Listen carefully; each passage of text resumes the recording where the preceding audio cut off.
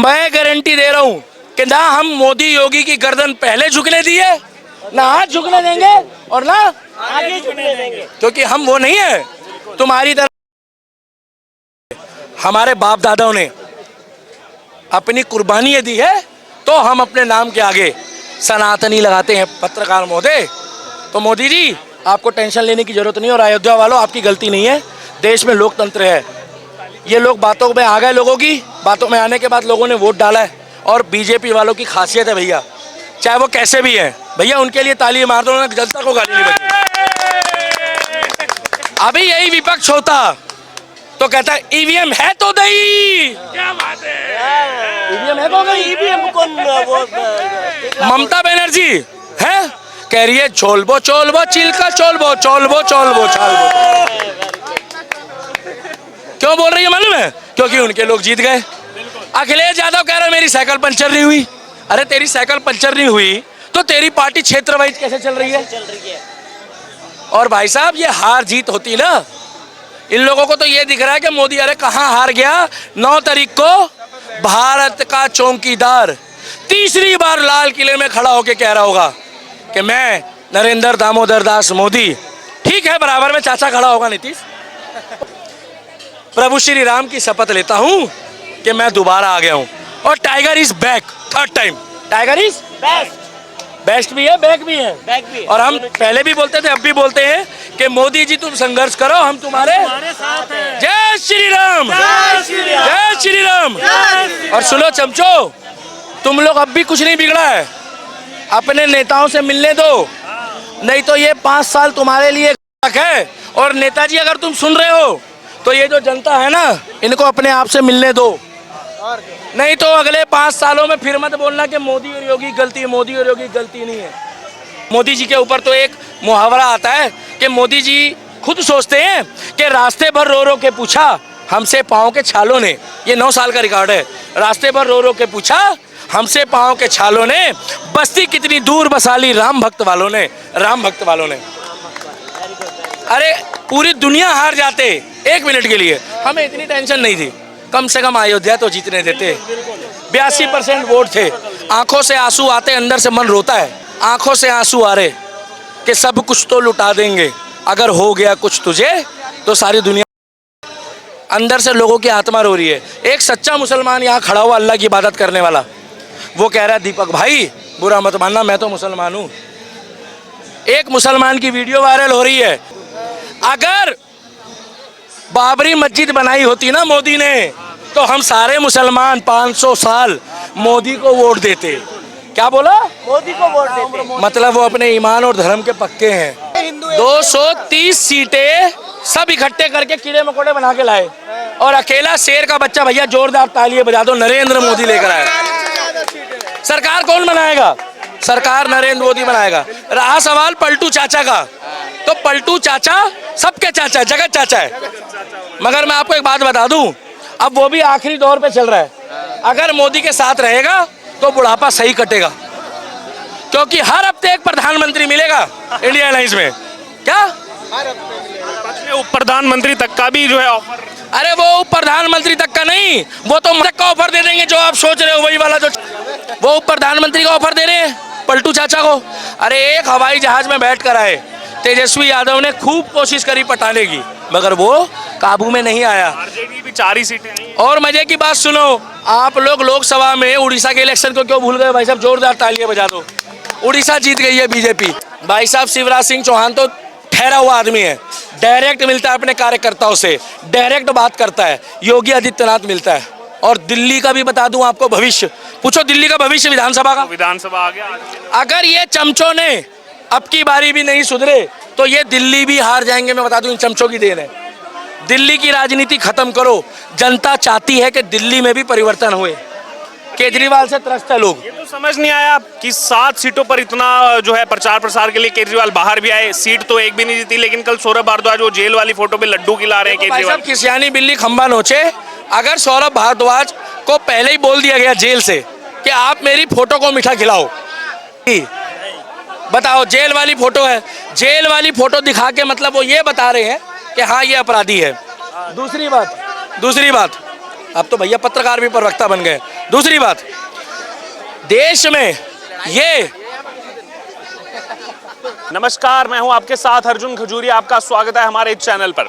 आखिरकार एनडीए और आईएनडीआईए की कश्मकश के बीच आपको बता दूं बड़ा अपडेट इस समय का कि 9 जून को शाम 6 बजे फिर से शपथ लेंगे नरेंद्र दामोदर दास मोदी। और आइए बात करेंगे, हमारे साथ मौजूद हैं दिल्ली के दीपक। आपका स्वागत है हमारे चैनल पर। बहुत बधाई हो आपको। लोकतंत्र की जीत हुई है, ईवीएम की जीत हुई है और उनके मुंह में कालक पोती गई है जो ईवीएम को गलत बताते थे और जो कहते थे कि ईवीएम में ये हो गया, ईवीएम में वो हो गया।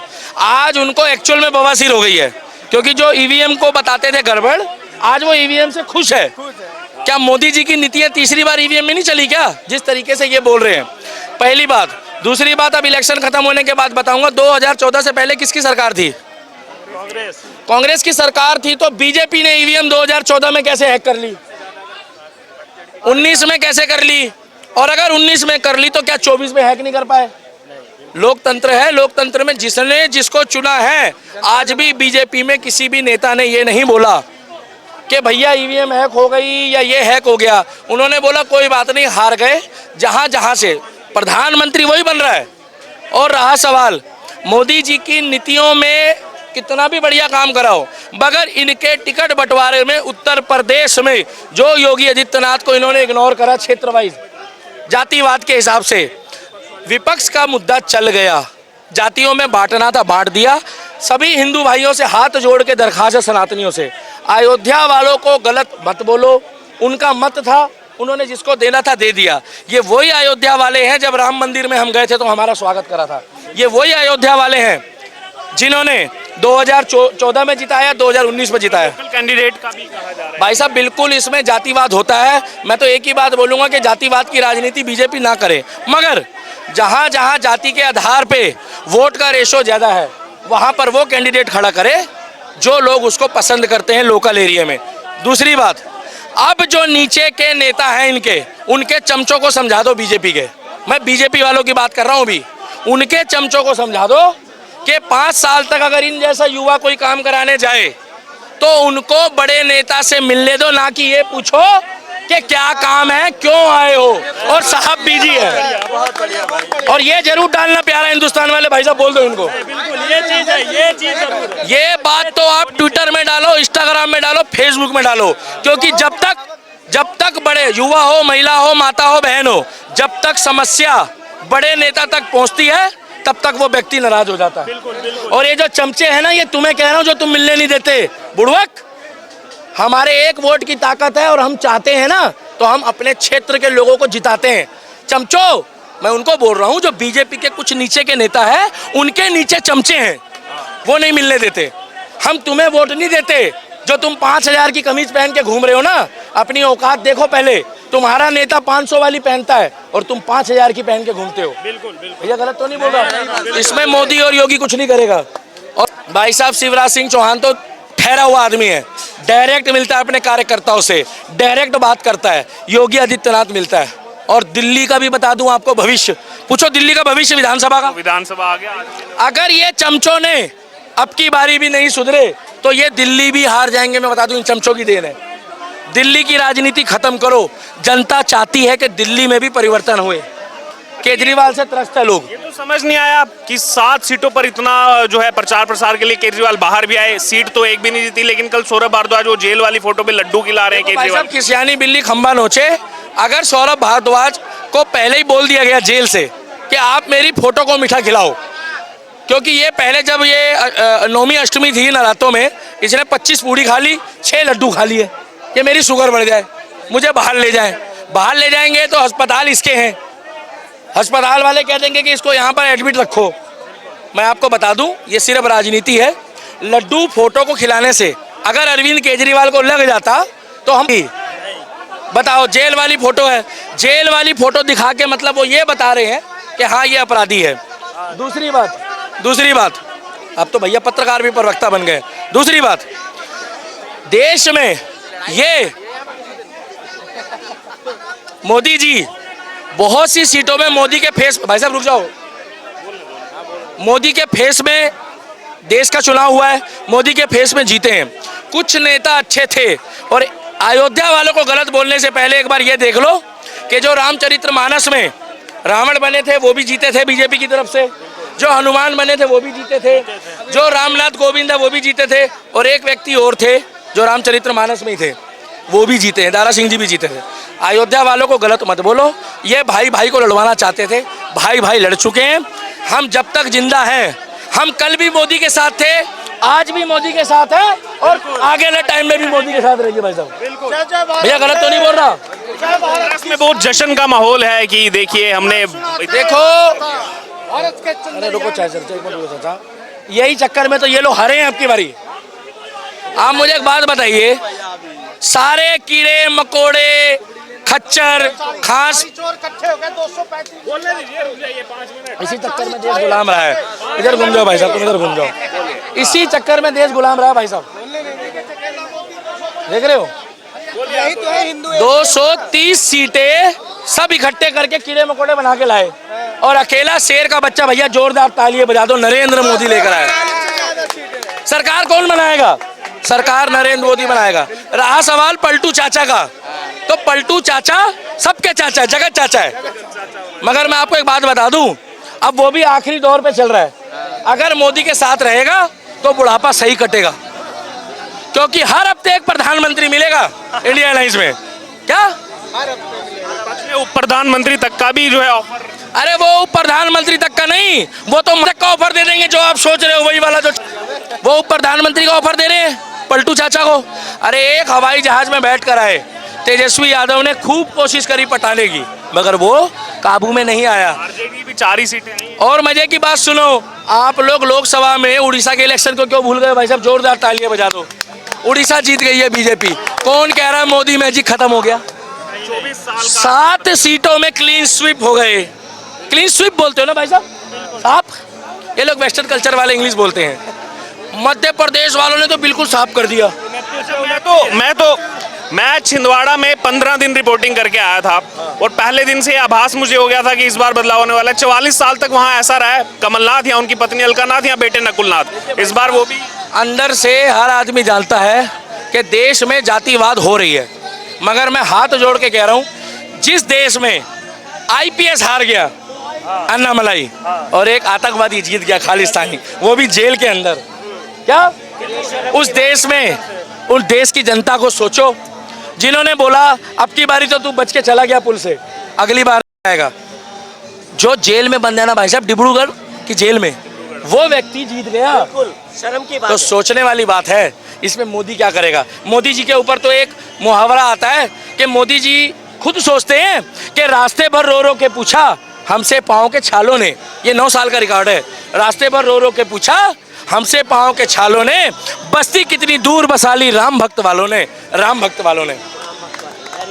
अरे पूरी दुनिया हार जाते 1 मिनट के लिए, हमें इतनी टेंशन नहीं थी, कम से कम अयोध्या तो जीतने देते।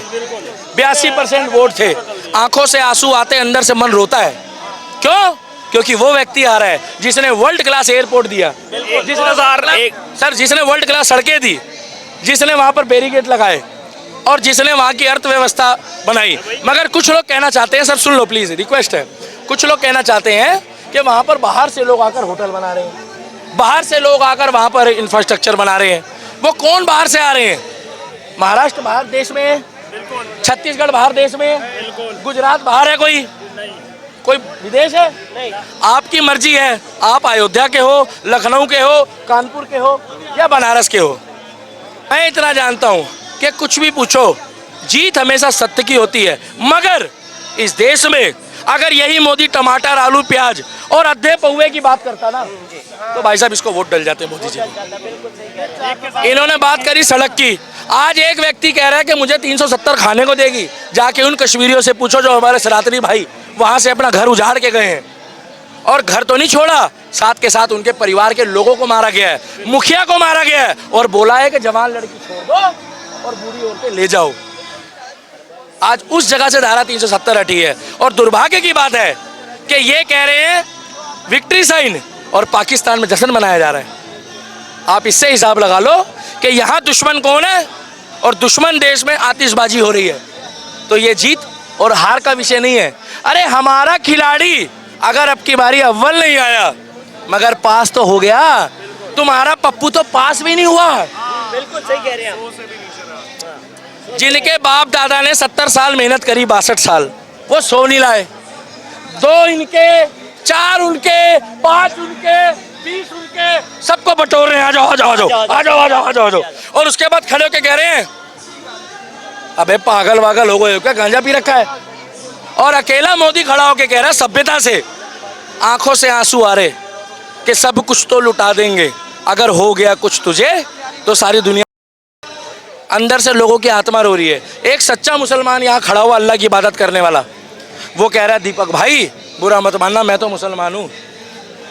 एक मुसलमान की वीडियो वायरल हो रही है, अगर बाबरी मस्जिद बनाई होती ना मोदी ने, तो हम सारे मुसलमान 500 साल मोदी को वोट देते। क्या बोला? मोदी को वोट देते। मतलब वो अपने ईमान और धर्म के पक्के हैं। तो अगर मोदी भी राम के लिए बोल रहा है, विकास के साथ, क्या गलत बोल रहा है? एक व्यक्ति उस डिबेट में कह रहा था जय जगन्नाथ मोदी बोलता है, जय जगन्नाथ नहीं बोलेगा, आपकी मर्जी है। जय जगन्नाथ बोलो तो भी राम है, बिल्कुल तब भी राम। जय श्री राम बोलो तो भी राम है, और हरे रामा हरे कृष्णा बोलो तो भी राम है। दुख तो सर इस बात का होता है कि इतनी मेहनत करने के बाद भी अगर नरेंद्र मोदी हम जैसे लोगों के वोट को तरस गया, तो दुर्भाग्य है कि मोदी जी को भी फिर वही उम्मीदवार खड़े करने चाहिए जो जातिगत मतगणना करके वोट डालना चाहते हैं। और ये राहुल गांधी नहीं जीता, राहुल गांधी का एजेंडा जीता है कि उसने जातियों में बांटा और लोग बट गए। और अब 2 दिन से महिलाएं 1 लाख रुपए मांगने जा रही है, लाइन पे लगी हुई है, वो भी सारी बुरखे वाली है। तो कह रहे हैं कि मोदी जी ने देने से मना कर दिया। मतलब वायदा तुम करोगे और क्या बांटेंगे। और देंगे मोदी जी। कहाँ से लाओगे सर पैसे? और आम आदमी पार्टी जितना खुश हो रही है ना, बराबर वाले के यहाँ लौंडा हुआ है, बराबर वाले क्या लड़का हुआ है, हैं? और पड़ोसी खुश हो रहा है कि मैं अब्बा बन गया। अरे वाह आम आदमी पार्टी, अबे बराबर वाले क्या लौंडा हुआ है और तुम कह रहे हो मैं अब्बू बन गया।